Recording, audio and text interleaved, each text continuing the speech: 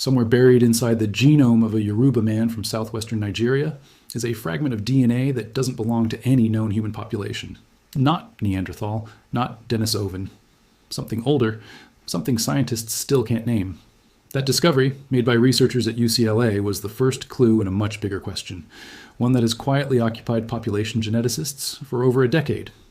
If you take Yoruba DNA and place it next to every other West African population, from the Sahel to the Sierra Leone coast, which group turns out to be genetically closest? The answer isn't what most people assume, and the deeper researchers dug, the stranger and more revealing the story became. For a group of nearly 50 million people, the Yoruba occupy an unusual place in genetics. They were among the very first African populations ever sequenced for a major international genome project. Their DNA sits in reference databases used by scientists worldwide. And yet, until relatively recently, almost no one had systematically compared them, population by population, against their actual neighbors. So here's the real question. This video is going to answer, when scientists finally ran that comparison, Yoruba against Igbo, against Esan, against the Akan of Ghana, against the Menda of Sierra Leone, against the Fulani, the Hausa, the Mandinka, and more. Which population came out on top? And why does the answer depend on which part of the genome you're looking at? Let's start with what people used to assume. For most of the 20th century, ideas about African ancestry were shaped less by genetics and more by colonial-era ethnic maps, oral tradition, and language classification. The Yoruba were treated as a single, sharply bounded tribe, distinct from their neighbors, with their closeness to other groups estimated mostly through language, family, trade history, or old migration legends, like the tradition that traces royal lineages back to the ancient city of Ile-Ife. Some of these traditions are historically rich and important, but they were never designed to answer a genetic question, and popular ideas online that try to link Yoruba ancestry to distant, unrelated ancient civilizations are not supported by actual genetic evidence. Genetics runs on a completely different kind of information, the literal pattern of shared mutations passed down over thousands of generations. To understand why the answer is so layered, it helps to know a little about the deeper population history of the region, the part that happened long before any kingdom kept written records. Most linguists and geneticists agree that the majority of West Africa's population, including the Yoruba, the Igbo, the Esan, the Akan, and dozens of other groups, descend from speakers of Niger-Congo languages, one of the largest language families on Earth. Genetic and linguistic evidence, laid out in Sarah Tishkoff's landmark 2009 study in the journal Science, indicates that farming populations speaking early Niger-Congo languages expanded across large parts of West and Central Africa over the past several thousand years, gradually replacing or absorbing earlier hunter-gatherer populations as agriculture spread. That expansion, sometimes discussed alongside the broader related Bantu expansion into Central, Eastern, and Southern Africa, didn't erase genetic diversity. It reorganized it, spreading related lineages across a huge geographic area, while still leaving room for local populations to develop distinct identities, languages, and eventually kingdoms. By the time you reach the more recent past, the last 1 to 2,000 years, that shared linguistic and genetic backdrop had given rise to some of West Africa's most powerful political states. The Yoruba built the city-state of Ile-Ife and later the Oyo Empire, one of the most influential powers in the region by the 17th and 18th centuries. Just to their east, the Kingdom of Benin, home to the Edo-speaking ancestors of today's Esan and Bini populations, developed as a major rival and neighbor, with centuries of trade, warfare, and intermarriage connecting the two. Further east still, Igbo communities organized themselves differently, through a dense network of autonomous village democracies, rather than centralized kingship, yet remained deeply connected to their neighbors through trade routes running along the Niger River. This matters for the genetics, because political borders and modern ethnic labels are relatively recent inventions compared to the underlying biology. The same population movements that shaped Yoruba, Esan, and Igbo culture and language over the last several thousand years also shaped how their DNA is distributed today, which is exactly why a rigorous genetic comparison, not oral history, not language alone, was needed to actually answer the question of closeness. To understand how scientists carry out that comparison, we need 3 tools. The first is autosomal DNA, the 22 paired chromosomes you inherit roughly equally from both parents. Because it mixes contributions from your entire family tree, autosomal DNA is the best tool for measuring overall genetic similarity between populations. The second is mitochondrial DNA, passed only from mother to child, tracing a single unbroken maternal line back through history. The third is Y-chromosome DNA, passed only from father to son, tracing the paternal line. Here's why that matters. These 3 systems don't always tell the same story. A population can look very close to the Yoruba on one measurement and noticeably more distant on another. That mismatch, rather than being a problem, turns out to be one of the most important clues in this entire investigation. There's also the question of how scientists actually turn raw DNA sequences into a number they can compare. 3 statistical tools do most of the work. FST, short for fixation index, measures how much genetic variation exists between 2 populations compared to the variation found within each one. A low FST means 2 groups are, genetically, barely distinguishable. Principal component analysis, or PCA, takes enormous genetic datasets and compresses them down into a simple visual map, where populations that cluster close together on the plot share more genetic similarity than populations placed farther apart. And admixture analysis estimates what proportion of a person's genome traces back to different ancestral source populations, which is especially useful for detecting historical mixing events. Used together, these 3 tools let researchers move past guesswork and assign an actual testable measurement to the question of who is genetically closest to whom. Now let's bring in the actual evidence. The most direct answer comes from autosomal DNA, and it comes from one of the most detailed studies of Nigerian genetic diversity ever conducted. In 2023, researchers sequenced the whole genomes of 449 individuals across 47 different ethno-linguistic groups in Nigeria, then compared them against reference populations from the 1000 Genomes Project. When they plotted the results, using a statistical technique called principal component analysis, which essentially maps populations in space based on how similar their DNA is, something jumped out immediately. The Yoruba and the Esan, an ethnic group centered in Edo State, southern Nigeria, didn't just cluster near each other, their genetic profiles overlapped almost completely. The same pattern held true for the well-known 1000 genomes reference samples. The Yoruba sample from Ibadan and the Esan sample were, statistically speaking, nearly indistinguishable on the genome-wide level.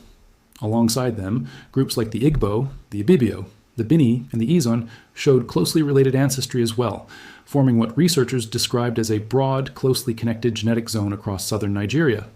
But that wasn't the strangest part. A separate earlier study published in the Proceedings of the National Academy of Sciences had already hinted at this. Researchers, analyzing West African population structure for insights into African American ancestry, found that Igbo and Yoruba populations were so closely related genetically that distinguishing them using DNA alone was genuinely difficult. More difficult, in fact, than distinguishing many other neighboring West African groups from one another. So by this point, the data seemed to be converging on an answer. The Esan, and to a nearly equal degree the Igbo, stand out as the Yoruba's closest known genetic relatives among the populations that have been rigorously sequenced and compared. Then researchers found something unexpected. When scientists switched from autosomal DNA to mitochondrial DNA, the maternal line, the picture shifted.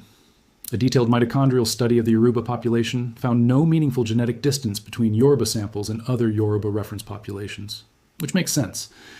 But when they expanded the comparison outward, the population showing the next closest maternal line affinity wasn't Esan or Igbo at all. It was a population from Ghana. Geographically farther away, linguistically related but distinct, yet mitochondrially very close. On the maternal side, that closeness to Ghana fits into a much larger, well-documented pattern. The specific maternal lineages carried by most Yoruba individuals fall within haplogroup L2, one of the oldest and most widespread maternal lineages in Africa, believed to have originated in Western or Central Africa, somewhere between roughly 80 and 111,000 years ago. Together with a related lineage called L3, haplogroup L2 accounts for around 70% of all mitochondrial diversity across sub-Saharan Africa, and it's especially common across West Africa, from Senegal down through Nigeria. Because this maternal lineage is shared so broadly across the region, it makes fine-grained distinctions between neighboring populations, like Yoruba versus Ghanaian groups, genuinely difficult, and small differences in sampling can shift the results. Researchers studying this same lineages spread into the Americas after the transatlantic slave trade found that L2 sequences carried by African-descended populations today trace overwhelmingly back to Western Africa, reinforcing just how deep and how widely shared this maternal ancestry really is across the whole region, not just between the Yoruba and any single neighbor. And this is where the story changes, because if you only looked at the maternal line, you'd walk away thinking the Yoruba's closest genetic cousins live across the border in Ghana. If you only looked at whole genome autosomal data, you'd say the answer is clearly Esan, with Igbo close behind. And if you looked at the Y-chromosome, the paternal line, a separate study covering populations across the Bight of Benin found that geographic proximity was consistently the single strongest predictor of paternal genetic closeness, more reliable than ethnic or linguistic identity. The Y chromosome data actually goes a layer deeper than just geography. A detailed study published in the journal Molecular Biology and Evolution, focused specifically on the paternal history of Niger-Congo-speaking populations, found that the overwhelming majority of Yoruba men carry a Y-chromosome lineage known as haplogroup E1b1a, and more specifically, its major subclade EM2, the same paternal lineage found at high frequency across West and Central Africa, and carried into the Americas through the transatlantic slave trade. Within that lineage, the researchers identified a specific sublineage that reached its highest frequency and its oldest estimated coalescence time, roughly 4,200 years, in the Yoruba population specifically, compared to a few thousand years later in most neighboring groups. That detail suggests the Yoruba paternal line carries an unusually deep, long-established local history, even while sharing the broader E1b1a lineage with populations across the wider region. 3 different lines of evidence, 3 slightly different answers, same population. That's not a contradiction in the data. It's a reflection of real human history. Populations don't inherit DNA as a single uniform block passed down cleanly through the centuries. Men and women often migrated, married, and settled under different patterns. Trade routes, kingdoms, and marriage alliances moved paternal lineages differently than maternal ones. The result, thousands of years later, is a genome made of layers, and each layer can point toward a slightly different neighbor. A 2024 study published in Scientific Reports adds an important contrast that helps confirm this whole picture. Researchers compared the Yoruba directly against both the Igbo and the Hausa, a major ethnic group from northern Nigeria that, unlike the Yoruba and Igbo, speaks an Afro-Asiatic rather than a Niger-Congo language. On the paternal Y-chromosome side, the results were clear. Yoruba and Igbo men showed strong genetic correlation with other populations from the same broad Niger-Congo linguistic family, while Hausa men were paternally closer to other Afro-Asiatic speaking populations elsewhere on the continent, despite living within the same modern country as the Yoruba and Igbo. In other words, national borders and geographic closeness within Nigeria mattered less here than the older, deeper population history tied to language. That's a useful negative result, a clear example of a large, well-known West African population that does not turn out to be a close genetic match for the Yoruba. Despite sharing a country, reinforcing that the real signal researchers are picking up on with Esan and Igbo isn't just proximity, but genuine shared ancestry. But there was one problem researchers still couldn't fully explain, and it takes us back to where this story started. That UCLA study on archaic hominin ancestry didn't just involve the Yoruba. It also included the Esan, the Mende of Sierra Leone, and the Gambian population, the same populations showing up again and again in this investigation. And what the researchers found was striking. All 4 West African groups carried DNA segments. Researchers estimated between roughly 2 and 19% of their genomes, though this figure varies depending on the individual and the population, inherited from an unidentified archaic human population. Not Neanderthal, not Denisovan, a lineage that appears to have split off from the ancestors of modern humans and Neanderthals somewhere between 360,000 and just over a million years ago, based on the researchers' modeling. Nobody has found fossils belonging to this population. Nobody knows what they looked like, where exactly they lived, or how long ago this ancient interbreeding actually happened. The evidence is written only in the genome, patterns of DNA that don't fit any known human lineage, sitting quietly inside modern West African populations, the Yoruba included. Here's the part that made scientists pause. The fact that Esan and Yoruba share not just recent genetic closeness, but the same deep, mysterious archaic signal, adds another layer to why these 2 populations keep showing up as each other's nearest genetic match. Their connection may not just be a story of recent shared ancestry over the last few thousand years. It may stretch back into a much older, still poorly understood chapter of human history in West Africa. And that connects to an even bigger unresolved question. A major ancient DNA study analyzing prehistoric African population structure, drawing on both modern genomes and rare ancient skeletal remains, found something genuinely puzzling when comparing the Yoruba to the Mende of Sierra Leone. Even though both are West African Niger-Congo-speaking populations, the Yoruba showed a measurable, statistically significant excess of genetic affinity toward Eastern African and non-African populations that the Mende simply didn't share. The researchers modeled this as evidence that West African ancestry itself isn't a single uniform source. It may be a blend of at least 2 much older ancestral populations, one of which carried genetic signatures more closely related to Eastern Africa. In other words, West African ancestry is not one deep lineage, it's a mosaic. And the Yoruba appear to carry a distinct proportion of that mosaic compared to some of their Western neighbors. Even while sharing extremely close recent ancestry with others, like the Esan, there's one more piece of this puzzle, and it reaches far beyond West Africa itself. That same 2009 Tishkoff study that mapped Niger-Congo migration across the continent also identified 14 distinct ancestral genetic clusters across all of Africa, clusters that correlate strongly with self-described ethnicity, language, and geography. When the researchers turned to African American populations in the United States, they found that ancestry was overwhelmingly traceable to that Niger-Kordofanian cluster, the same broad genetic grouping that includes the Yoruba, Esan, Igbo, and their neighbors, making up roughly 71% of the average African American genome, alongside smaller European and other African contributions. The PNAS study that first identified the close Igbo-Yoruba genetic relationship was, in fact, conducted specifically to understand African American ancestry, because the ports and trading regions of the Bight of Benin, the same coastline connecting Yoruba, Esan, Bini, and Igbo territory, were among the most heavily impacted by the transatlantic slave trade. That means the genetic closeness uncovered in this investigation isn't just an academic curiosity about one region of Nigeria. For millions of African Americans and Afro-Caribbean people using commercial ancestry tests today, a genetic match to Nigerian or Yoruba reference populations is, in large part, downstream of exactly the population history this video has been unpacking. The same tightly interwoven cluster of Yoruba, Esan, Igbo, and related peoples along the Bight of Benin, whose genomes remain difficult to fully separate from one another, even generations and an ocean away. So what does all of this actually mean when you put it together? If someone asks, which West African population is genetically closest to the Yoruba? The honest, evidence-based answer is this: on whole genome autosomal comparisons, the gold standard for measuring overall genetic similarity, the Esan of Edo State, Nigeria, and to a very similar degree the Igbo, show the closest, most consistent genetic affinity to the Yoruba of any population that has been rigorously studied and compared. Multiple independent research teams, using different samples and different statistical methods, arrived at the same conclusion. That consistency across studies is what gives scientists confidence in the finding. But that answer comes with real scientific nuance, not a simple headline. Maternal lineages point toward populations further west, into Ghana. Paternal lineages track more closely with geography itself. And underneath all of it lies a deeper, still unfinished story.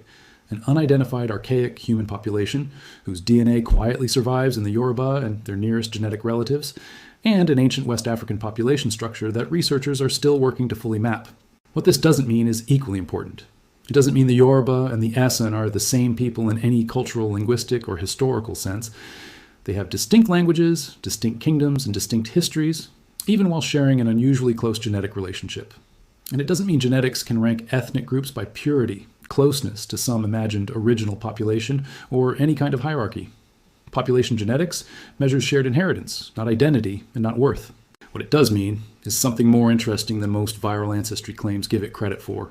Beneath the modern borders, modern ethnic identities, and modern nation-states of West Africa lies a genuinely intricate web of migration, intermarriage, and deep shared ancestry, one that a DNA test can only partially untangle, and one that scientists are still actively investigating. The Yoruba's closest genetic relatives were never a mystery because the data didn't exist. They were a mystery because human ancestry doesn't move in straight lines. It moves in layers across thousands of years through the choices, migrations, and unions of people who left no written record. Only the DNA carried forward, quietly, into everyone alive today. And somewhere in that DNA, there's still a signal scientists haven't fully decoded. The story isn't over, it's just waiting for the next study,